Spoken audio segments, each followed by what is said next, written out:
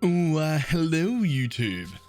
This is BalorMage, and today we're gonna go over the 10 or 11 things that everybody is doing wrong with this build, with the Forbidden Rite Totem build, and how everybody can make their builds better. I've been playing with it for nearly a week now. We've been doing a lot of testing. There's also been some testing done by some other people. We'll go over all of it. But we pulled up POE Ninja the other day and we looked through the top 25 builds and didn't find a single person doing it the correct way. And there is a correct way. There are many options, but there are also many things that are just wrong. And too many people are doing things that are just wrong. So we took some notes. We called the document "How Are You Fucking Up Your Totem Build?" So we're going to go through some of the changes. First, I'm going to bring up my own build here in Path of Building.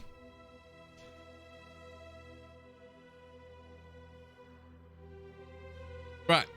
So, to start with, dual wielding wands instead of having a shield. Huge no-no. This is something we start with, like on a league start, because you can't afford a +1 totem shield. But frankly, a +1 totem shield is 25% more damage. It's also more coverage in your maps.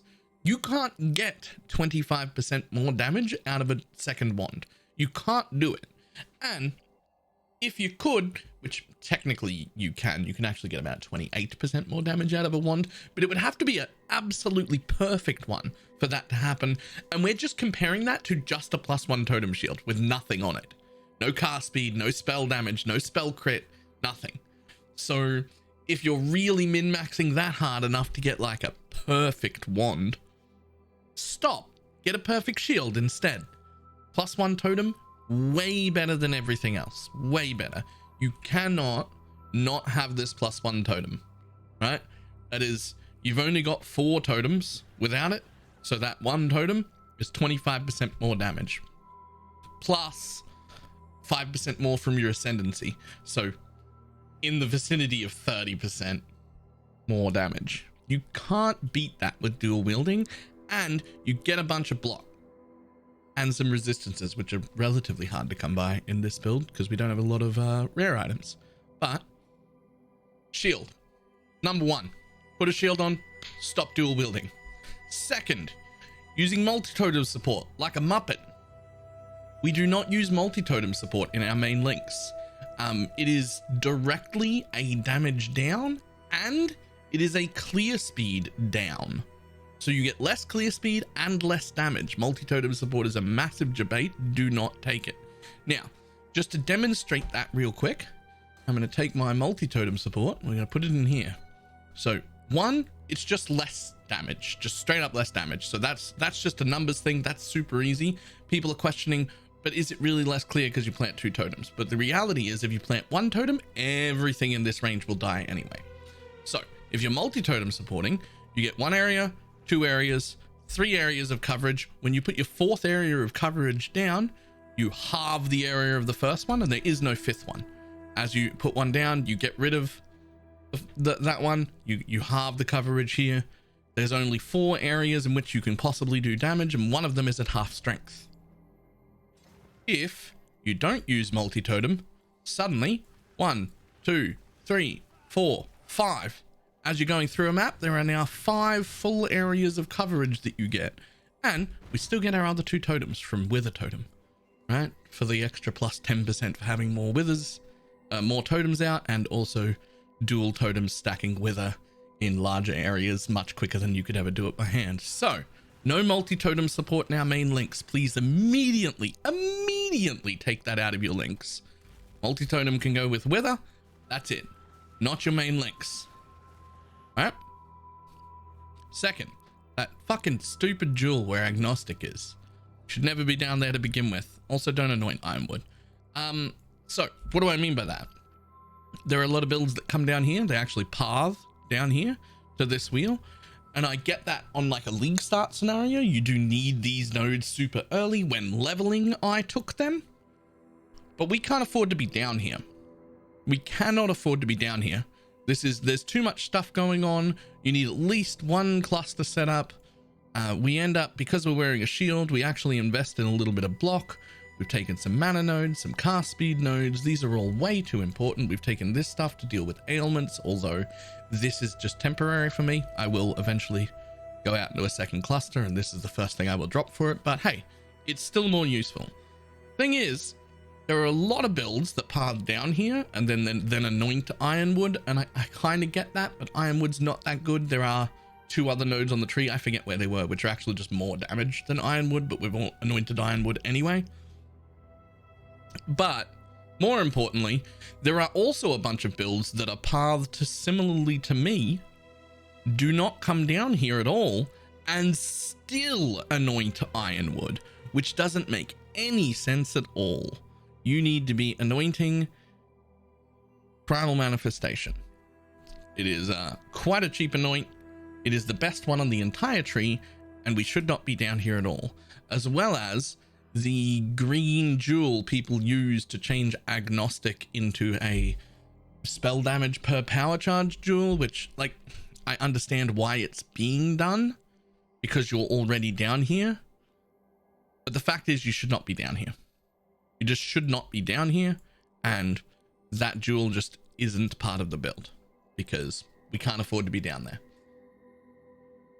All right, next up, worrying about gem levels. Plus, gem levels is kind of trash for Forbidden Rite. Even though it's a spell and we normally scale spells really well with flat levels, all that Forbidden Rite gets, except for at level 21, we'll go over that in a second, but all it gets is a little bit of flat damage. Now, it's a good amount of flat damage, but we're scaling flat damage in immense amounts from Totem life. So getting a little bit more flat damage from like a plus level on my wand or whatever is very unimportant. It does very, very little to the total DPS. It does not scale the same way as normal spells. It's scaling off the max health of your totems. That is way more important. With one caveat, which is if you can get a level 21 Forbidden Rite, you do gain 1 extra projectile at surrounding enemies, which does slightly increase your clear. You go from 9 projectiles to surrounded enemies to 10 projectiles to surrounded enemies. So if you can get either a level 21 gem or 1 single +1 somewhere, that's enough to get your clear up to that level. Great. Absolutely do that, but do not bother scaling levels past that. We don't want to use Empower. We certainly don't want a +1 Chaos, +1 all, and we certainly don't want +1 on both pieces, like on a weapon and a shield. It's just a waste. We're just wasting gem levels. They don't do anything. Next, and this one's important, overstacking projectiles. Each individual totem on a single target can only possibly hit with 5 projectiles plus 1 extra. And I'll explain what I mean by that. 5 projectiles base. So the 1 extra is this fires extra projectiles at up to X surrounding enemies. Well, that line, the enemy you're attacking counts as a surrounding enemy for some reason. So that extra 1 will always go, and 5 projectiles will always hit, but you will never hit with more than 5 projectiles unless it's a boss the size of Katama. Then you hit with the extra ones, but none of the bosses that matter are that big. So, and none of the single target you do is that big. For this reason, you only need volley. It doesn't have to be divergent. Don't worry about that at all. But you only need volley and the rain of splinters. So volley is +2, rain of splinters is +2. That's +4 with the 1 base. That's 5. If you're using the dying sun, it's doing nothing on single target at all. If you're using greater volley, it's doing nothing to your single target at all. And since you've already got 9 extra projectiles at surrounding targets, plus your 5 base, moving from volley to greater volley for 2 more is like from 14 projectiles to 16 projectiles while clearing. It's not even noticeable. So if you're using greater volley, swap that out for regular volley, just to damage up. If you're using a dying sun, put it away. It does nothing. Trash for the build. We don't want to use it. Okay, moving up. Not valuing cast speed enough, you slow mother. Anyway, cast speed, turns out, scales incredibly well. And when I say incredibly well, what I mean is technically, this anomalous cruelty that's level 20 is my absolute best in slot 6th support gem. And I have chosen to run faster casting, just a 20/20 faster casting. And I don't even swap out of it for like Cirrus and Uber Elder or anything like that, because the damage difference, I go from 25.7 down to, 257 rather, down to 249. Now that relative change in DPS is the same when you look at it in Path of Building too. Faster casting is ever so slight of a damage down, but it makes your totems attack or cast so much quicker. It is infinitely better for map clear and for killing map bosses, and the difference between it and cruelty support, which would be our best 6 support, is so minuscule I don't even bother swapping anymore. But if you do want to swap, just get one white socket on your soul mantle so that you can swap out for big dick bosses.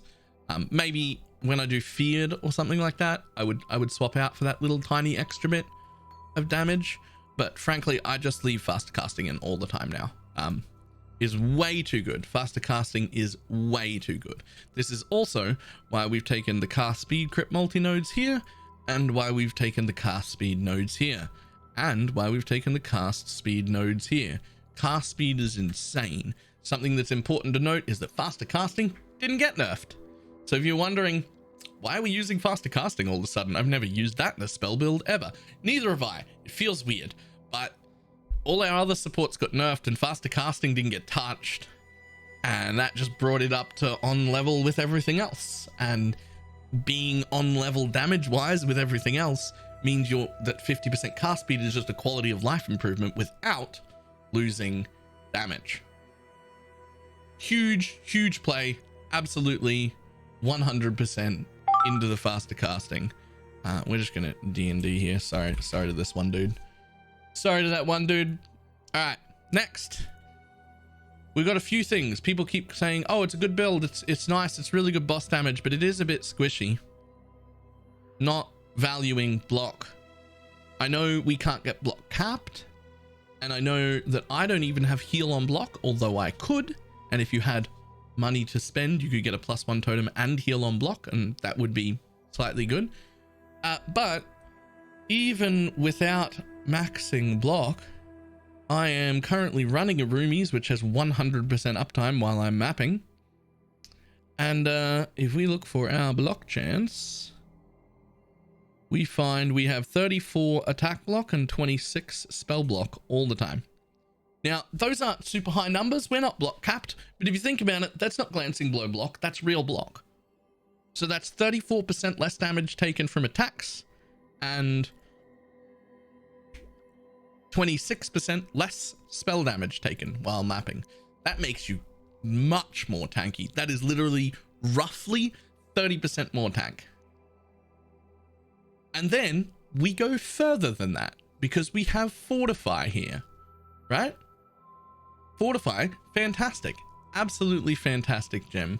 Gives us, I forget how much, is it like 20% reduced damage taken? It could be more. I honestly can't remember. It is linked to my shield charge, and that is all I do. I shield charge through maps all the time. Shield charge, drop a totem, shield charge, drop a totem. Shield charge straight into the middle of a pack, drop a totem, shield charge out the other side. My Fortify uptime is probably about 95% while mapping. And it should be. If you're dual wielding wands, you can't get this. So that's Fortify plus block. That makes me actually relatively tanky. I'm not going to go ahead and say that with these changes it's like the tankiest build in the world and you can face tank stuff, but it's more tanky than an average build, and I am doing full juice tier 16s and leveling and very rarely dying. And when I say like doing juice, I'm doing like, you know, 90% plus quant, prophecies, scarabs, sextants, everything. I am full juicing my tier 16 maps and just breezing through them with relatively rare deaths, still pretty easily leveling in the early to mid 90s. It's just not a squishy build. If you build it the right way, it feels quite good. Next up, people moving way too slowly through their maps. I think a lot of this has to do with not even having shield charge, but a lot of the people that I have seen are like, oh, the map clear is just insanely bad. It's really good for bossing, but my map clear. But the thing is, its map clear is actually really good if you use shield charge to get through maps quicker, and you've got to start trusting your totems more. Do an entire map where all you do is shield charge in, drop a totem, and then leave. Just shield charge away to the next pack and drop a new totem, and never look back unless a big ding noise happens on your filter and you need to pick up. When you get to the other end of the map, you'll find you're under 50 remaining. You have to start trusting that these totems kill stuff behind you, because they do, and they wipe out the entire pack. But if you sit around to watch it happen, it will take you 4 times as long to clear the map for no reason. Also, putting faster casting in your links will greatly speed this up and make it feel a lot better. Next, please stop using single stat Watcher's Eyes. Just get a normal jewel, weirdo. You're not special. People are tending to use like a zealotry cast speed Watcher's Eye. Now that's 15% cast speed, and I did say we're not valuing cast speed enough, but we just get way more out of a normal jewel than a single stat Watcher's Eye. Now I'm using a Watcher's Eye, and I'm not suggesting other people do. A lot of people are still using Clear Mind, but if you're going to use a Watcher's Eye, you must have 2 stats and make use of both of them. I personally got a 10% damage taken if they're under consecrated ground, which they always are, and an 18% of damage taken while affected by clarity recouped as mana. So this was actually relatively even. I think the tiniest bit damage down technically from putting in my Clear Mind, but I did gain 18% of damage recouped as mana, and then that let me run a level 21 clarity. So I did that because I wanted a little bit more defense, and this gave me a little bit more defense.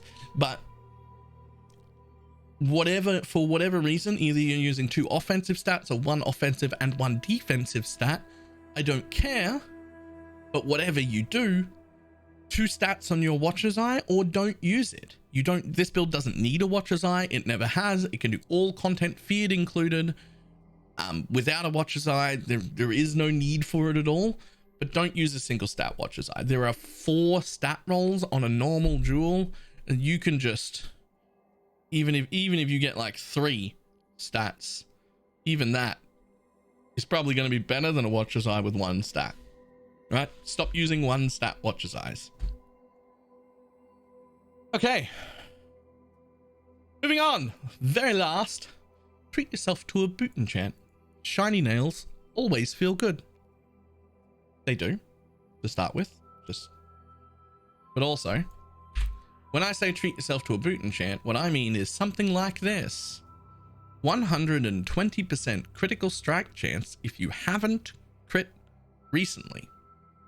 Now, there's a few things that are worded like this. If you haven't crit recently, if you haven't killed recently, anything like that will work for totems.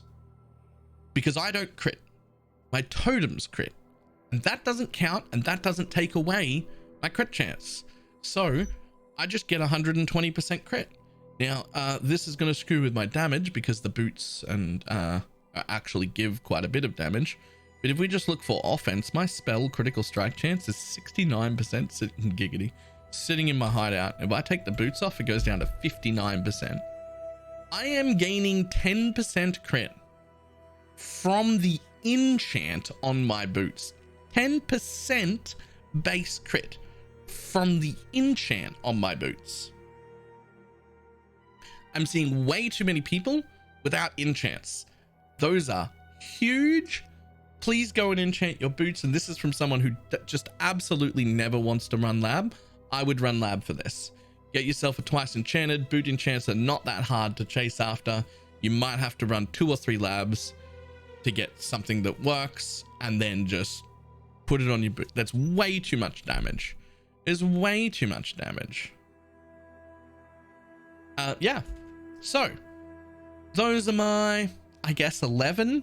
I thought it was going to be 10, but I guess 11 points to improve your Forbidden Rite totem build. If you have any other suggestions, excuse me, go ahead and leave them in the comments. If there's any really, really good ones that I haven't seen before that I would like to add, I will pin them so that other people can see them. But we have gone through a lot of builds. I think this is the full extensive list of all the mistakes people are making. What I will do is I will link this guy here, because this is the one I get the most amount of questions over. Firegrass is, I think, how you pronounce his name, is another content creator who did a lot of work on figuring out the overlapping projectiles, because this is the biggest question we always get, is how do you know that it only hits with 5 projectiles? And so this guy did some testing in PvP, and worked out that no matter how many projectiles we're putting on, you can watch it like frame by frame. 1 hits there, and then the surrounding 4, and then the extra +1 will hit in the middle, and so that's 5 plus 1 from the extra. And no matter how much we scaled AoE, the next line just comes on the outside of that. All the extras come outside and they never hit. Presumably, it looks like this, right? 1 projectile hits the center, the first 4 go in a group like that, and then any additionals come out here and they don't hit anything. Now, in theory, you could scale area enough that these ones that hit out here would also hit, but we have seen it with Woke Ink AoE and both of these area clusters, and it didn't even come close at that point. And if with that level of investment, it's not even close, whatever amount of area you need to hit to care about having more than 5 projectiles for a single target, whatever that area number is, it's not worth getting involved in.